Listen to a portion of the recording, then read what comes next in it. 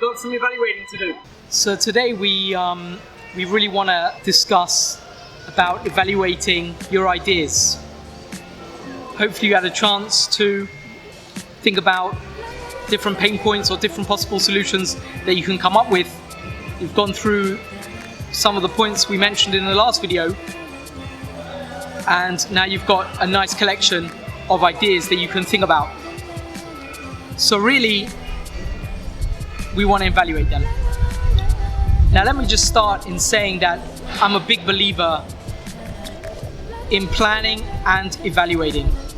It's something that's not done enough in business and overlooked as sometimes a waste of time, and just they go with the flow, or they use information they might have at their fingertips. They don't really investigate, evaluate, work through what's going on before making decisions. So planning and evaluation will be a cornerstone of this whole channel, and I'll be talking about it a lot as we go. But as we start, once we have these ideas, let's start evaluating. First thing really to do is to be objective as possible with these ideas now. So you might have found that some of the ideas that you've thought about, as I said in the past, kind of pop for you. They're like wow ideas, something that really could make a difference or make a buzz in the market, or really attract a large number of people. So the first thing really to do is consider what your would-be competitors are doing in this particular market. Do some research and evaluate these ideas in context of your competitors, in terms of what the market you would potentially go into is doing in general, and how you fit into the mix within these competitors. Doesn't matter if you're not the first, and it's probably better that you're not the first. Some businesses, some very, very large multinational businesses, work on the model that they're not first. They gradually see the market develop. They see where they could enter. They see what they can add to the market specifically, and they develop their ideas based on that research and evaluating the ideas with that in mind. Obviously, having a good idea of what your competitors are doing, not to copy them, and also to make sure that you can differentiate from between them, from their point of view and from your point of view, to make sure that you can have enough room to grow and develop and be really the company you want to be without getting too close to your competitors. That's not just about bothering your competitors, but also that people don't confuse you with other people in the market. You can be as individualistic and as unique as you want to be, and continue developing your product, as we discussed, is one of the good ideas to consider when you're looking at an idea or the beginnings of your business. So one of the best ways to evaluate your idea, alongside the other ways to see your product and evaluating it clearly, is really talking to friends and family. First of all, it'll get things clear exactly what your idea is. It'll get a really unique perspective from other people who you can trust, who you know where they're coming from, and they might be coming from a very similar background and a point of view as yourself, but have obviously their own mind and own view of your idea. Now this is really some kind of customer research or market research, and will allow you to kind of view the market in a very different way. And again, customers in general. The first rule of customer research and market research is to listen to it. And it's probably one of the most obvious and silly mistakes that businesses and individuals do on a regular basis, is they ask people's advice and they don't consider it important or valid.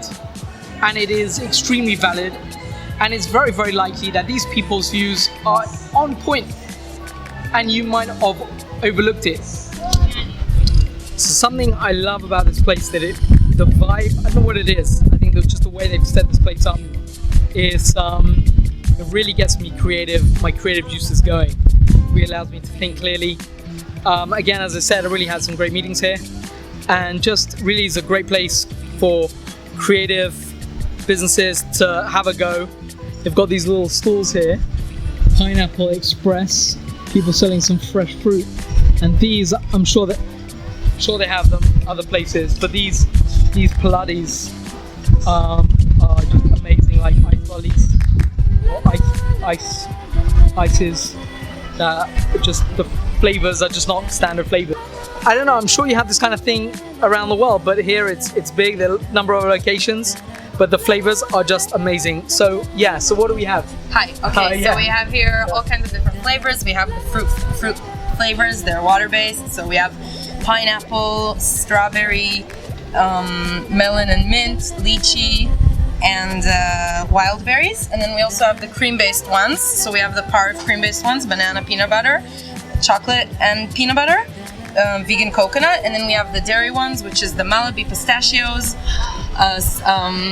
tea, green tea, coconut, and coffee. So it's all kinds of different flavors. You had alcoholic ones, right? Yeah, we had alcoholic ones. Right now we don't have. It depends. There's all kinds of flavors there's flavors that are always here, and there are flavors that switch. Cool. So there you go. Just really creative place here. Yeah. Have a great day. Bye. One of the obvious effects of starting a business is your own bias, and you shouldn't undervalue the impact that your bias can play on developing your business.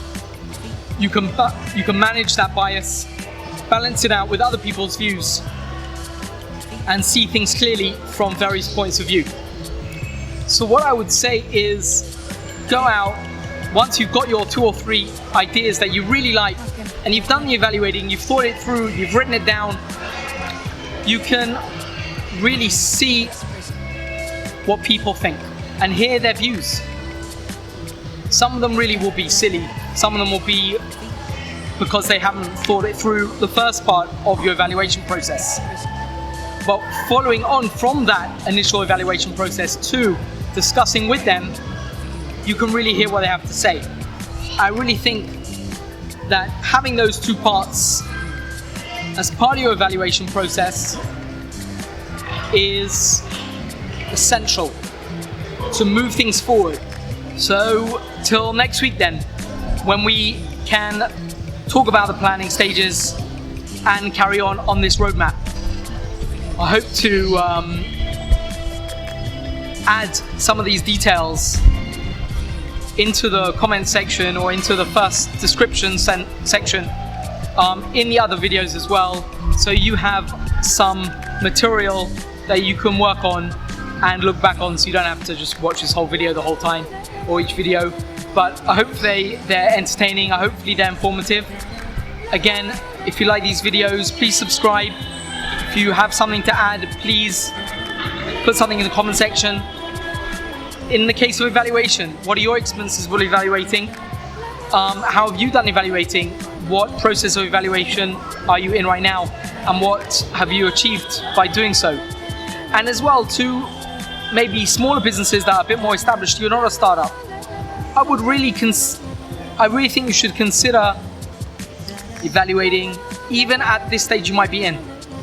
It would give you a really fresh perspective on your product, where you are in your business and in development of the product, and it might allow you to gauge with customers what they want as you move forward, as you develop your product in its life cycle. So again, I will see you next week, and I look forward to discussing planning with you. Take care.